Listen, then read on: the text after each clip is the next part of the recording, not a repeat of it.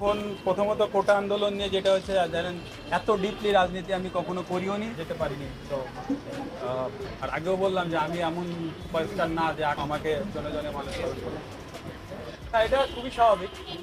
তবে উদ্দেশ্য যেটা আমার সেটা ক্লিয়ার, যে আমি মানুষের জন্য কাজ করতে চাই। দেখেন, আমি এই জন্য আপনাদের স্বপ্ন দেখাতে আসিনি এখানে। আর গতানুগতিক যদি হয়ে থাকে, আমি গতানুগতিক কথা আমি বলতেও চাই না। এখন এমন কোনো কথা আমি বলতে চাই না যেটা হয়তো বা কালকে আপনি মিলাইতে পারবেন না। তো আমার কাছে মনে হয় যে সেই সুযোগটা যদি আমার আসে, আপনারা এখনই চিন্তা করার সুযোগ নেই যে আমি নির্বাচিত হয়ে গেছি।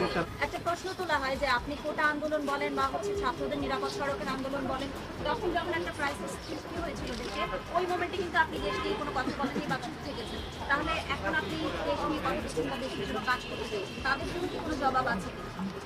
না, আমি তখন প্রথমত কোটা আন্দোলন নিয়ে যেটা হচ্ছে জানেন, এত ডিপলি রাজনীতি আমি কখনো করিও নি, আসলে ওখানে যেতে পারিনি। তো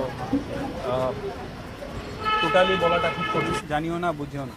তো আমি যেটা আগেও ক্লিয়ারলি বললাম যে আমার উদ্দেশ্য খুব সিম্পল, যেটা আমি মানুষের জন্য করে শান্তি পাই, কাজ পাই, ততটুকুই করা।